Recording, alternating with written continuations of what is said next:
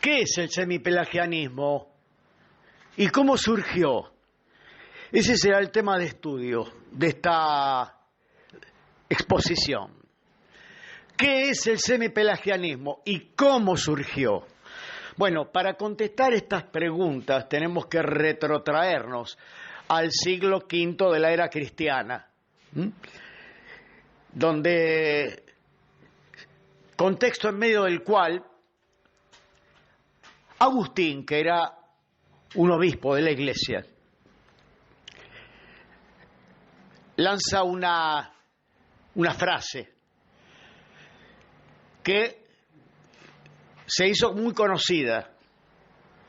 La frase era la siguiente: Señor, ordena lo que quieras y otorga lo que ordenas.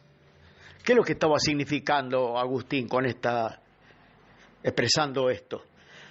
Bueno, sencillamente lo que él estaba queriendo significar es que sin la gracia de Dios el hombre no puede hacer absolutamente nada. Bueno, esto, a pesar de que no existían los medios que tenemos actualmente, se expandió. Y esto llegó a oídos de otro obispo, el obispo Pelagio. Y esta frase actuó en Pelagio y en otros, como podríamos ilustrarlo como lo que sucede con un reactivo, cuando se aplica un reactivo para saber si alguien es alérgico a algo.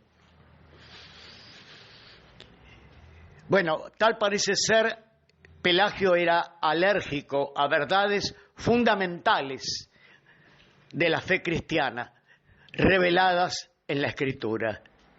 Pelagio reaccionó airadamente ante esta frase de Agustín y comenzó también a lanzar sus afirmaciones y a que corran estas afirmaciones. ¿Cómo que yo necesito a la gracia de Dios? ¿Cómo que otorga lo que ordenas? El hombre no necesita que Dios le otorgue ninguna gracia, porque el hombre tiene una capacidad innata para hacer la voluntad de Dios. De ese tenor eran las afirmaciones de Pelagio. Bueno, cuando las afirmaciones de Pelagio también empezaron a circular, hasta que, bueno, él fue citado por un concilio eclesiástico. Y, bueno, pero explícate, Pelagio, ¿cómo que el hombre no necesita de la gracia de Dios? Pero para ti lo que sucedió en el huerto del Edén no sucedió nada. La Biblia dice que Dios le advirtió al hombre. El Génesis, en el capítulo 2, versículo 17, nos relata de que Dios le advirtió al hombre que si comía del árbol del conocimiento del bien y del mal, iba a morir.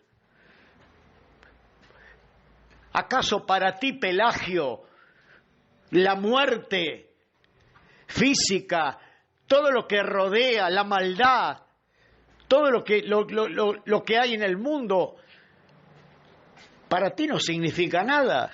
¿No sucedió nada en el huerto del Edén? Bueno, lo que sucedió en el huerto, la desobediencia de Adán lo afectó a él, nada más.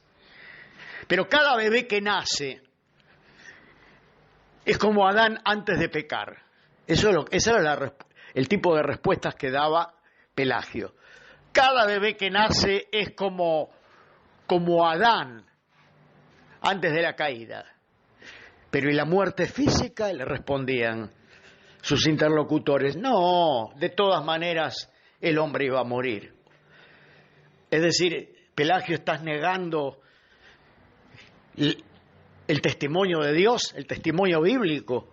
Bueno, eso llevó a que Pelagio fuera condenado, declarado anatema.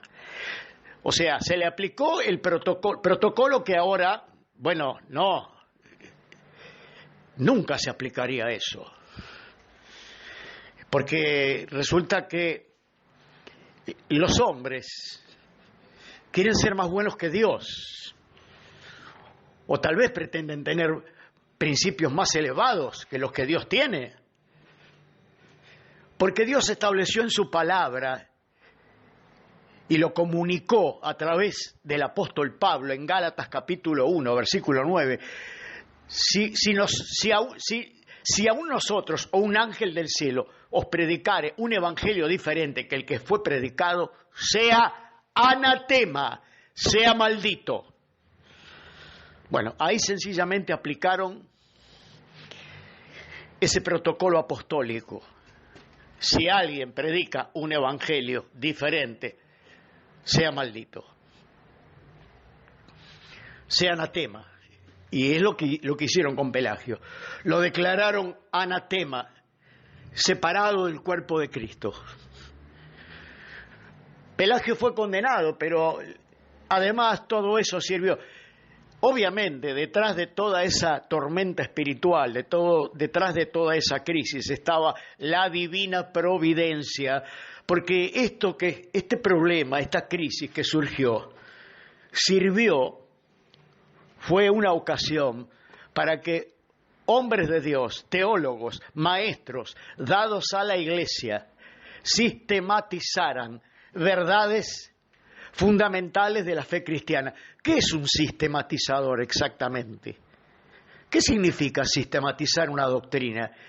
Bueno, sistematizar una doctrina, el que sistematiza una doctrina, los maestros que sistematizaron doctrinas, ellos no aportaron nada de suyo propio, simplemente se limitaron a poner todas las piezas que están esparcidas en la Biblia acerca de una determinada verdad y la presentan en forma ordenada. Es como quien toma todas las piezas de un rompecabezas y comienza a alinear las piezas hasta armar el rompecabezas. Bueno, los teólogos como Agustín tomaron las piezas del rompecabezas referente a todas estas verdades que estaba pisoteando Pelagio, que había pisoteado Pelagio. Por ejemplo, la declaración del Señor en Génesis capítulo 2, versículo 17, cuando Dios le advierte a Adán: el día que de él comieres, morirás. Se estableció una relación directa entre esa declaración del Señor y lo que dice Efesios capítulo 2, versículo 1. Él os dio vida cuando estabais muertos en vuestros delitos y pecados. Claro, el hombre murió espiritualmente. La muerte física fue solamente una consecuencia de la separación espiritual, de la muerte espiritual.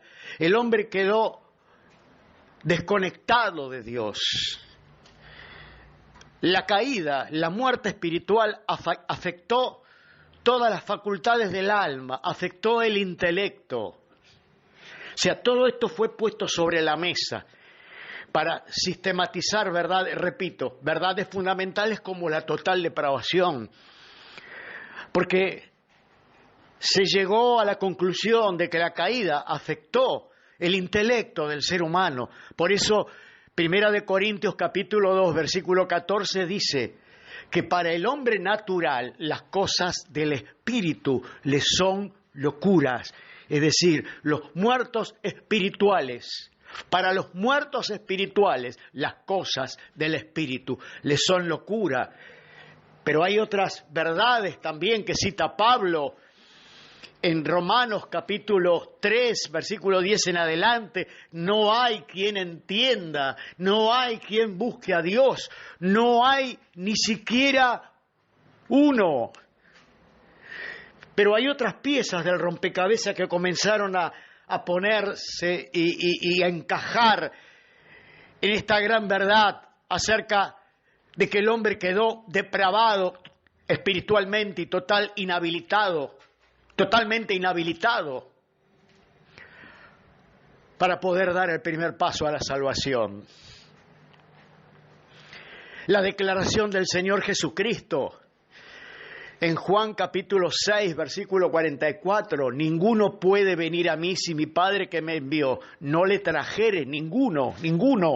¿Por qué ninguno? Bueno, por lo que dice, por lo que el Señor advirtió en Génesis capítulo 2, cuando le dijo a Adán, el día que de él comieres morirás. Por lo que dice Efesios, Él os dio vida cuando estabais muertos. Son todas declaraciones que están alineadas y pertenecen a una verdad. Y esta verdad es la doctrina de la total depravación, doctrina que fue sistematizada a raíz de esta crisis pelagiana. O sea, la crisis que desató este personaje, nefasto personaje, Pelagio. Entonces, todas esas verdades fueron puestas sobre la mesa y lo que surgió, la conclusión lógica, la única conclusión posible, conclusión que está ahí diseminada en la Biblia, expresada, revelada, es que el hombre está completamente inhabilitado, incapacitado, porque está muerto espiritualmente y no puede dar el primer paso hacia la salvación, a menos que Dios lo atraiga mediante el llamamiento eficaz del cual son objeto los elegidos. Es decir, la crisis pelagiana sirvió para que fueran sistematizadas tres grandes doctrinas que en la Reforma protestante del siglo XVI, simplemente estas doctrinas fueron restauradas, porque ya habían sido sistematizadas en el siglo V por Agustín. Llamamiento eficaz, entonces, total depravación, llamamiento eficaz, del cual son objeto los elegidos. Es decir, el hombre está absolutamente depravado, incapacitado para dar el primer paso hacia la salvación, y a no ser que Dios lo atraiga mediante su gracia eficaz, a no ser que sea objeto de ese llamamiento eficaz, el hombre nunca puede venir por sí solo, porque está muerto espiritualmente. ¿Y quiénes serán atraídos eficazmente? Aquellos que han sido dados por el Padre a su Hijo en la eternidad. En Juan capítulo 17, el Señor Jesucristo, en 7 oportunidades en aquella gloriosa oración, menciona: Padre, ruego por los que me diste, tuyos eran y me los diste. El Padre en la eternidad le dio a su Hijo. Todos aquellos, se los entregó como una dádiva, todos aquellos que habrían de ser atraídos eficazmente a la salvación y adoptados como hijos de Dios. Y el Señor Jesucristo, en el versículo 9 de ese capítulo 17 de Juan, dice: Padre, ruego por los que me diste, no ruego por el mundo, sino por los que me diste. Y esto encaja perfectamente con aquella declaración del Señor Jesucristo en Juan capítulo 6, versículo 37. Todo lo que el Padre me da vendrá a mí, y al que a mí viene, yo no lo echo fuera. ¿Por qué será que los predicadores cercenan Juan 6:37? ¿Por qué será que rara vez, por no decir nunca, escuchamos Juan 6:37 completo?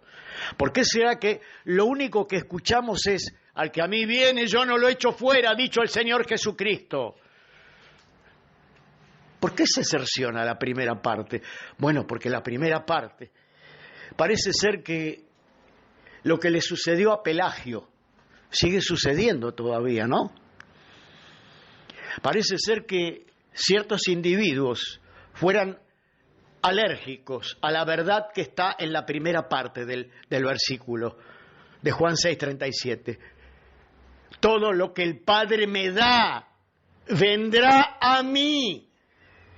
No es el que quiere, no es que el hombre ejerce su libre albedrío, porque el libre albedrío no existe, el libre albedrío se perdió en el huerto del Edén, porque el hombre quedó muerto espiritualmente. Claro, reconocer de que los que vienen a Cristo es porque fueron dados por el Padre, es tener que reconocer de que los que vienen a Cristo es porque por la gracia soberana el Padre en la eternidad decidió elegirlos y dárselos a su Hijo como una dádiva. No creo exagerar al decir que quienes cercenan ese versículo suprimiendo la primera parte, todo lo que el Padre me da vendrá a mí. No creo exagerar al afirmar de que a esos individuos les está sucediendo lo mismo que le sucedió a Pelagio. Son alérgicos a esa verdad, reaccionan ante esa verdad. Ahora bien, volvamos al pasado. Pelagio fue condenado. Se sistematizaron estas tres grandes doctrinas: total depravación, llamamiento eficaz y elección incondicional. Pasa el tiempo y la herejía de Pelagio vuelve a surgir, pero con un nuevo ropaje, bajo el nombre de semipelagianismo. Ahí vamos empezando a responder las preguntas que dieron origen a este estudio. ¿Qué es el semipelagianismo y cómo surgió? Para responder esto teníamos que primero retrotraernos a la crisis pelagiana, que fue anterior al semipelagianismo, obviamente.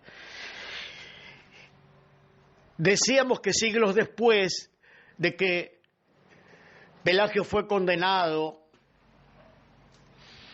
y quedaron establecidas esas doctrinas fundamentales de la fe cristiana como la total depravación, elección incondicional y llamamiento eficaz, tiempo después hay quienes empezaron a afirmar, bueno, sí, no, Pelagio estaba equivocado, obviamente, muy equivocado.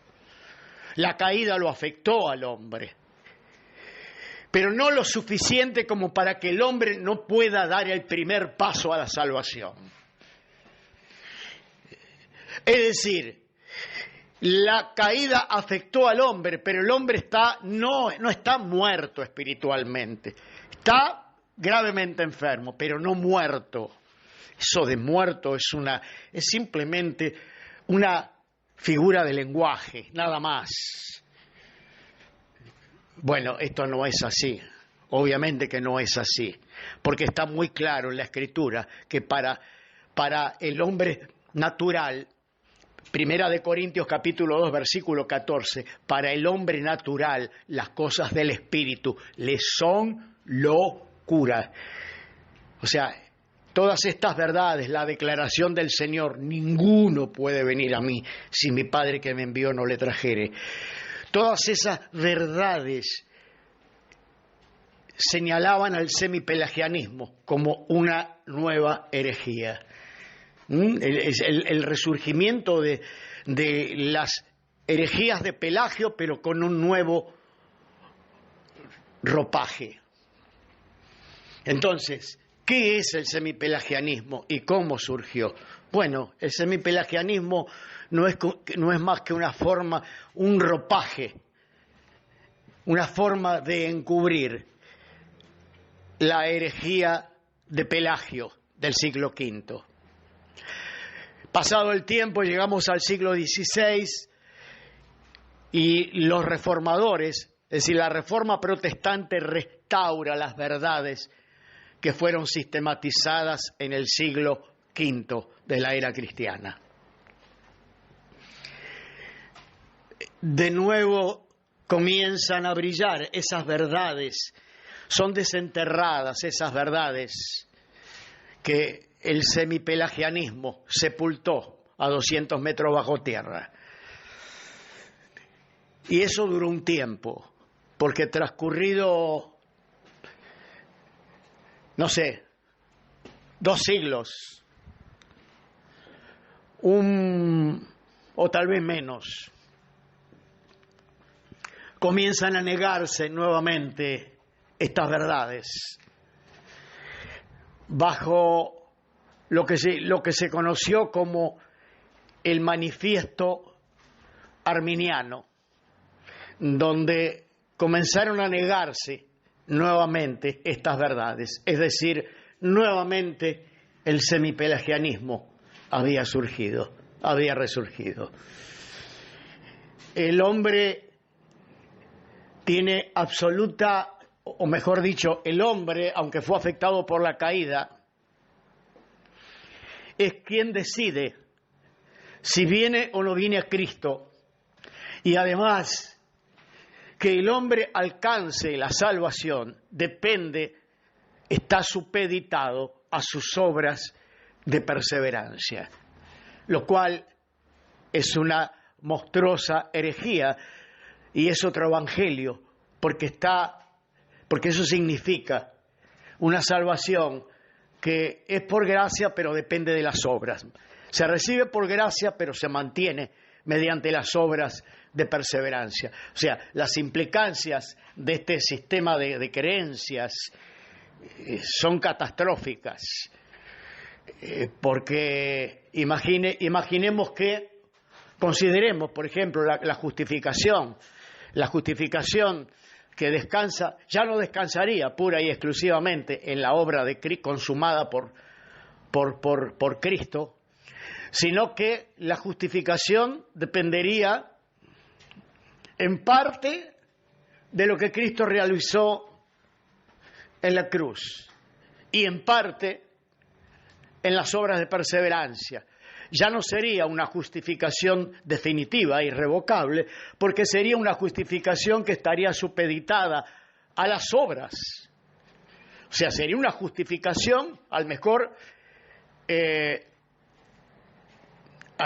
estilo romanista, sería una justificación por obras. Mitad por gracia y mitad por obras. Se recibe por gracia, pero mantenerla dependería de las obras. Esto es monstruoso, es otro evangelio. No lo podemos ver de otra manera. Si nosotros tomamos textos de la palabra en Romanos capítulo 8, cuando el apóstol Pablo dice: ¿quién es el que condenará? Cristo es el que murió, más aún el que resucitó, el que está a la diestra del Padre, el que intercede por nosotros. Vamos a leerlo, Romanos capítulo 8. Vamos a leer lo que se llama toda la cadena de la salvación.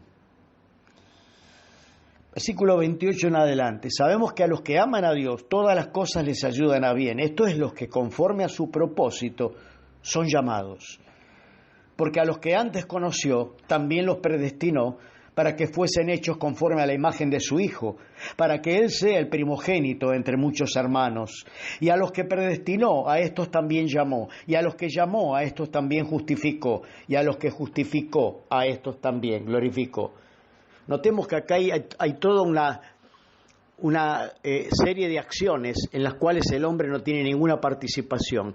Dios conoció, Dios predestinó, Dios llamó, Dios justificó y Dios glorificó. Y quien ha sido justificado inexorablemente va a ser glorificado. No, esto no lo ha afirmado ningún teólogo, eso está revelado en la palabra. No, mejor dicho, no es el invento de ningún, no ha sido el agregado o la invención de ningún teólogo, sino la declaración de la inerrante palabra de Dios.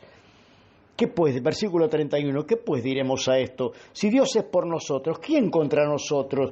El que no escatimó a su propio Hijo, sino que lo entregó por todos nosotros, ¿cómo no nos dará también con Él todas las cosas? ¿Quién acusará a los escogidos de Dios? Dios es el que justifica. ¿Quién es el que condenará? Cristo es el que murió. Claro, alguien podría afirmar, Cristo es el que murió y nosotros los que perseveramos hasta el fin. Esto es lo que afirmaría alguien que estaría en sintonía con ese falso evangelio de salvos por gracia, pero preservados por obras. ¿Quién es el que condenará? Repito, versículo 34, Cristo es el que murió, más aún, el que también resucitó, el que además está a la diestra de Dios, el que también intercede por nosotros.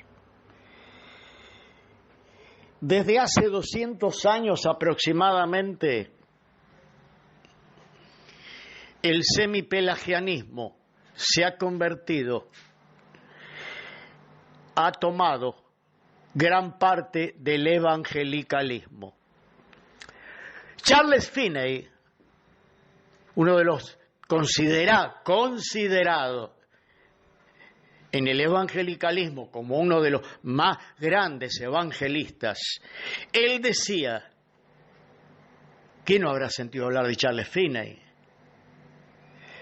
Él decía, él fue el padre de los famosos llamamientos al altar. O sea, llamar a las personas y hacerles repetir una oración y declararlos salvos. A esto se le conoce como la herejía de la regeneración decisional. Quiere decir que la regeneración ya no sería un acto de la gracia soberana de Dios, un acto mediante el cual los elegidos son engendrados como nuevas criaturas, sino que sería un acto de la voluntad humana. Él fue el padre de esa herejía, Charles Finney. Charles Finney, para que tengamos una idea de quién era él y qué es lo que creía y cuál era su sistema de creencias, Charles Finney solía afirmar, yo no soy semipelagiano, yo soy pelagiano. Tremendo, ¿no? Él era pelagiano, no semipelagiano. O sea, él estaba, recordemos, todas las herejías por las cuales Pelagio fue condenado, declarado anatema. Bueno, Charles Finney se identificaba con Pelagio, el padre de los llamamientos al altar, el padre de la herejía, de la regeneración decisional. Se declaraba pelagiano, se identificaba con Pelagio. Todo esto se ha perpetuado hasta el día de hoy. Pero claro, las redes sociales, si bien el hombre las puede haber creado, vaya a saber con qué fines, pero lo cierto es que Dios las ha utilizado para que aquellas verdades que nuevamente fueron sepultadas, fueran sepultadas bajo el lodo del arminianismo semipelagiano, que esas verdades fueran de nuevo puestas a brillar, de nuevo fueran puestas en conocimiento del remanente de Dios, aquellos que con un corazón sencillo quieren conocer acerca de las riquezas de la gracia divina. Hemos dado entonces respuesta a la pregunta, ¿qué es el semipelagianismo y cómo surgió? Bueno, vemos que el semipelagianismo está muy vivo y muy presente en gran parte del evangelicalismo actual. Que Dios les bendiga.